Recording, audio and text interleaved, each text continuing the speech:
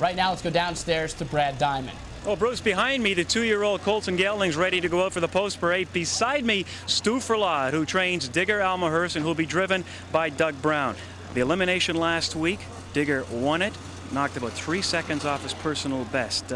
You got to be pleased. I was really happy with this horse.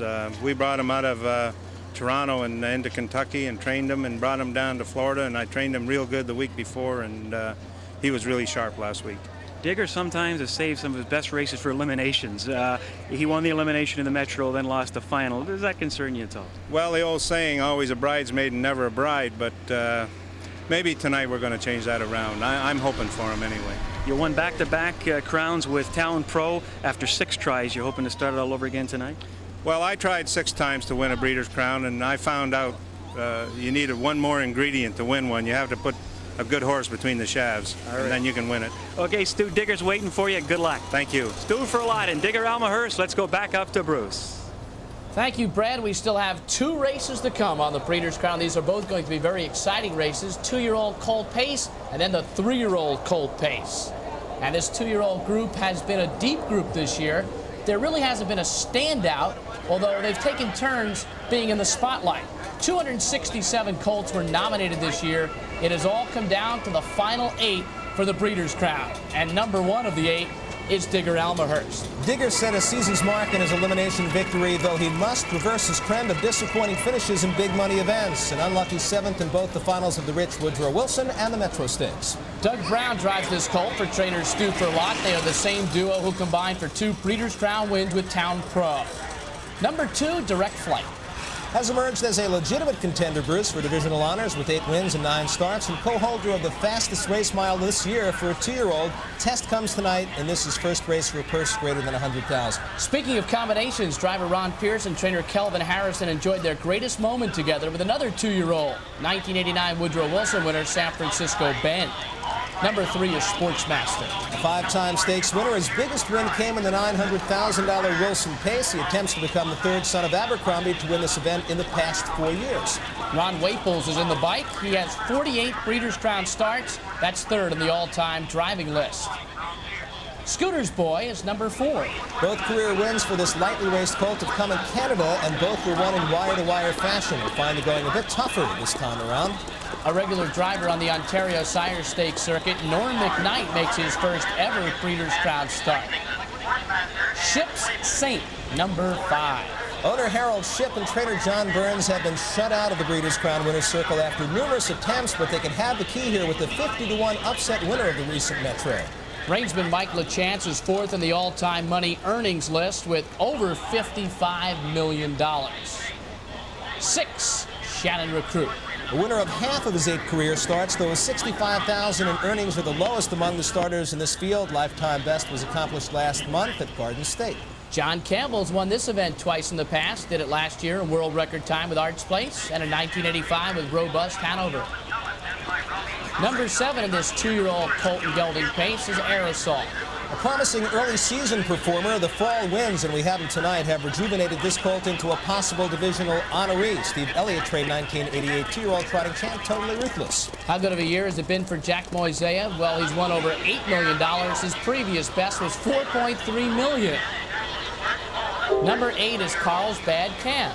Plagued by traffic problems in his 2 most recent starts, this son of Cam fella has shown flashes of potential, but I'm not sure if he can make it here. Rod Allen will drive this horse for trainer Carl Allen, who just happens to be his father. And he won a Breeders' Crown in 1989 as trainer-driver of Royal Troubadour. So there's a complete look at the 2-year-old Colt Pacers, who will head to the track in just a couple of moments and will chase $377,000. 2-year-old Colt Pace just ahead. This is the richest race of the night, $377,000, 2-year-old Colt Pace. Here's the odds board. Direct Flight is the public's choice at 3-5, and Sportsmaster is the second choice at 3-1. For a look at the colts in this race, let's go to Gary Seibel. Here are the top contenders. For the 3rd straight year, this may be the deepest of the fields for the Breeders' Crown, evidenced by last week's eliminations. They call him Digger, and we call him one of our top contenders following this Annihilator colt's game and gutty upfront performance. Taking the lead past a 27 2/4, Doug Brown moved his Colt to the half in 56-1 and had a comfortable lead as they raced on the backstretch. Scooter's Boy, 27-1, was getting the perfect rail trip behind the leader, while Air Assault had been sent up 3 wide around a tiring crouch. Driver John Campbell used the patient drive and the inside route to move into contention with Shannon Recruit as well. This was for a berth in the Breeders' Crown. Digger dug in and gave it everything he had. Third quarter, 28 seconds flat, and as they hit the top of the lane and turn for home, they've still got to catch Digger Almahurst and Doug Brown now all over him now. Scooter's Boy at the rail, Air Assault on the outside, followed by Shannon Recruit. Digger Almahurst is game. Here comes Scooter's Boy trying to slip through at the rail, down to the finish. Those two under the wire together. There were no delays, layovers, or change of planes for this son of a direct scooter. It was direct flight straight to the winner's circle in his elimination. On top by a 27-second second quarter, direct flight and driver Ron Pierce were in full command moving along the backstretch. Safely Kept was trying to keep up at the rail in second, while race favorite Sportsmaster, winner of the Woodrow Wilson, was on the move on the outside and being followed by Carlsbad Cam. Metro winner Ship Saint, locked in at the rail fifth, would ultimately need racing room. Direct flight was concerned with none of this as the Jets kicked in. Three quarters in 1:25.3, and as they hit the top of the lane and turn for home, they've got to catch Direct Flight, still in control by 2. Sportsmaster is second, Carlsbad Cam third. Ship Saint now closing from between horses. Direct Flight is strong in the front end. Sportsmaster's second best tonight. Direct Flight in full command in 1:53.1. So there's a look at the field for the 2-year-old Colt Pace. The favorite has only won this race once, and that was in 1987. The 5-horse Ship Saint has been scratched. Ship Saint did come on the racetrack earlier, but the 5 has been scratched. And right now, Direct Flight is being held at 1-2. This is a lightly raced Colt, Gary. 8 wins and 9 career starts. Acid test tonight. It really is, but after you saw that top contender piece where he was just awesome on the front end there, drew away from the field, and he's getting a lot of play right now. He's 1-2, 2-5, and he's the heavy favorite in this field, and that's a little bit surprising, I think. Right now, let's check in with Stan Bergstein. Direct Flight is the colt to beat here. He is owned by Joe Alflin, a Mercedes-Benz and Nissan dealer from Redondo Beach, California, who does not like to fly. Consequently, when he shipped the horse east to race in the east, he never got to see him race because he wouldn't fly. He's here tonight, and he took a direct flight to be here. The driver is one of the most underrated and one of the most intense young men in this sport, Ron Pierce. He has a very interesting background. He came from a harness racing family, but he cut his teeth in the most unlikely place possible, China, where he went to race at the harness track in Macau. He came back and won the World Driving Championship as Harness Tracks of America's representative in Canada against a field of 10 of the best in the world. And now he's here tonight with Direct Flight. And after you saw the way he drove Giant Victory, you can watch him here, and he may have the divisional champion. Bruce? Thank you very much, Stan. Right now, let's go down to Brad Diamond. Okay, well, I'm here with Kelvin Harrison, the trainer of Direct Flight. And Kelvin, you're the 1-2 favorite. The fans think you're going to win this one. And you told me that Direct Flight was sick earlier in the year, but that may be to his advantage now. Well, it is. You know, he got a good rest in there, and it doesn't do any of them any harm to get a good rest. But he's came back well since he was sick, and he's raced into top shape, and I look for a big effort. San Francisco Ben, the Woodrow Wilson 89, you won it. If you can win your first Breeders' Crown tonight, where's it going to rate? Well, it would rate second. You know, nothing would be as great as the Wilson for me anyway, but this would be a great race for us to win. Good luck to you. Thank you very much. Kelvin Harrison, trainer of Direct Flight, back up to Bruce. All right, thank you very much, Brad. Caprock and Big Brat are not here. Also, Cole Muffler, a standout 2-year-old this year, was scratched in an elimination. Sportsmaster won the Woodrow Wilson, the biggest race of the year for this group, but no Woodrow Wilson winner has ever won this race. Die Laughing was last year, and Annihilator was third in 1984 as the heavy favorite. This is the richest event of the evening with $377,000 up for grabs. You mentioned just a couple of moments ago, Bruce, that Ship Saint was a late scratch, was on the track. Now, if the horse is on the track and scratched, it's usually by the track veterinarian. So if we can, possibly by the time the race is over, we'll find out why that colt was scratched. But no horse outside of Post 5 has won this race. Post 2 is 3 victories. Post 4, 6, and 8, the even numbers, have finished last. on 2 occasions, but that doesn't necessarily include direct flight. Now, overall, this 2-year-old Colt Pace in the Breeders' Crown, 3 world records have been set and 5 track records. And keep in mind that tonight we already have 2 world records, so we could be looking at a very fast mile. However, the record that they will be trying to break tonight was an awesome mark set a year ago by Art's Place. And that mark was 1:51.1. And it was also set late in November, on November 30th. So a 5-week difference. A lot of times that means something significant to a 2-year-old. Absolutely, and as you mentioned, this is a race, an event known for speed. 3 world records. Art's Place last year, Kentucky Spur in '88, and Dragon's Lair in 1984. That great confrontation with the great Annihilator. 2-year-old Colt Pacers. The gate is moving. And we will go to track announcer Kurt Becker. Interesting matchup in this 2-year-old Colt Pace. Direct Flight featured in this field, who has dropped only 1 decision in his young career. Digger Almahurst from the rail, winner in 1:52.3 in the faster elimination. 2-year-old pacing Colton behind in the Certified Vacations Breeders' Crown. They're off and pacing on the inside. Digger Almahurst first away. Far outside, there goes Scooter's Boy, rushing out second. Between those 2, Direct Flight gets away third. Pacing for his Sportsmaster. He drops in to find cover.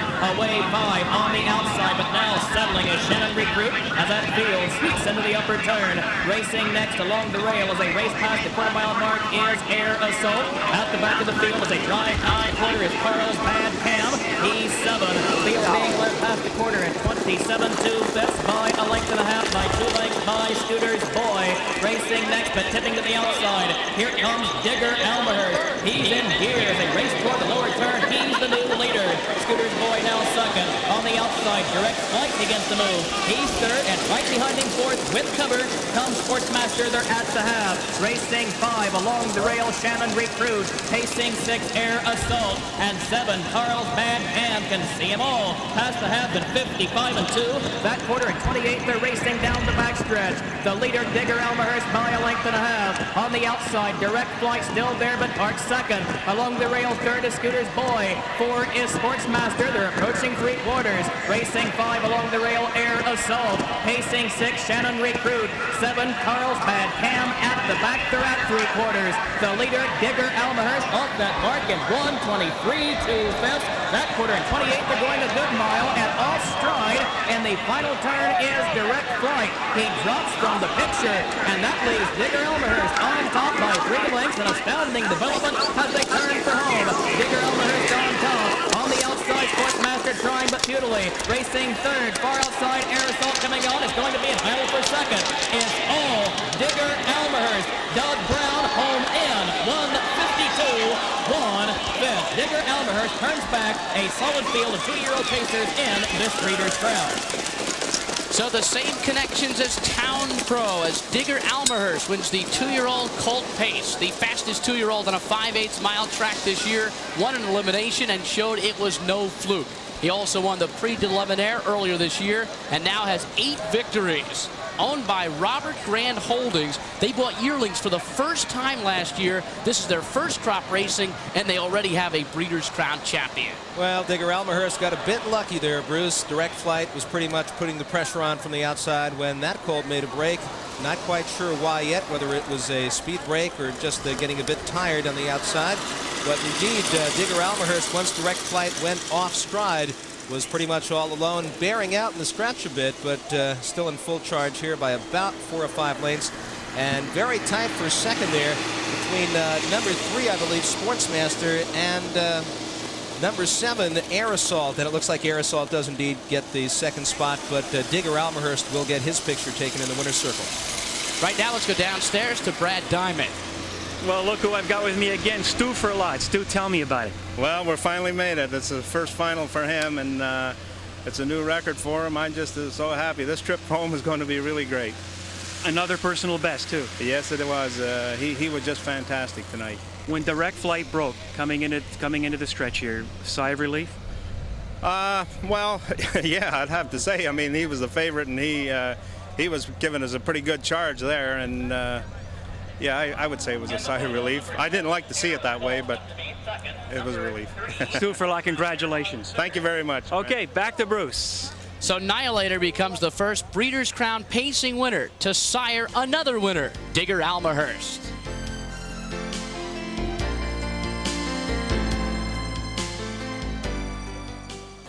Digger Almahurst, the race winner tonight in the 2-year-old Colt Pace. 8th win of the year in 13 starts. Bred by Prub Almahurst of Lexington, Kentucky. And there's a look at the winner's circle and a happy group with the owners, Robert Grant Holdings of North York, Ontario. Digger Almahurst returned 960, 580, and 420. Aerosol was second, 1640 and 780. And Sportsmaster finished third, $3.60. Let's go to John Pavlak. Right here with a very happy Doug Brown. Doug, they got down to the 3/4 in 123 and 2, and you were getting after him a little. Well, I just wanted to keep him rolling. He's best. The faster he goes, it seems the better he is. If you have to check him a little and start him up, then he's not quite as good. But if he gets started up early and keeps on rolling, he's usually real good. You two made a winning move, I would say, in front of the grandstand the first time. Was that just the time to get to the top? Well, I was worried about the 2-horse coming maybe at the quarter and clearing to the front, and then I'd have to come first over. So I got moved at the quarter, and then we switched it around on him, and he had to come first up, and it worked real well for us. Continue to worry about Direct Flight. He's going to be a good one. You're going to have a chance to hook up with him next year. Oh, that's for sure. He's a dandy colt. I don't know why he runs tonight, but he's a really good colt. This was easy tonight, Doug Brown. Next year, they're all going to be after you for 3-year-old honors. Back to you, Bruce. All right, thank you very much, John Pavlak. So Digger Almahurst, a winner. Does he solidify divisional honors? I think he possibly could tonight. You know, you hate to see those kind of things happen because Direct Flight and Digger Almahurst looked like they were ready to be hooked up in a major battle down the stretch. And then, of course, Direct Flight makes a break, and you never know what would have happened. But I think Digger now puts himself certainly on the course for divisional honors. And it was a strong close by Aerosol there as well. Very strong close by Aerosol, who has impressed quite a few people of late. But I think Digger may get the nod here off the Breeders' Crown win. All right, let's take a look at the official order of finish for the 2-year-old Colt Pace. Digger Almahurst, a race winner. Aerosol second. Sportsmaster Shannon Racoot, Scooter's Boy, Carlsbad Cam, Direct Flight, and Ship Saint.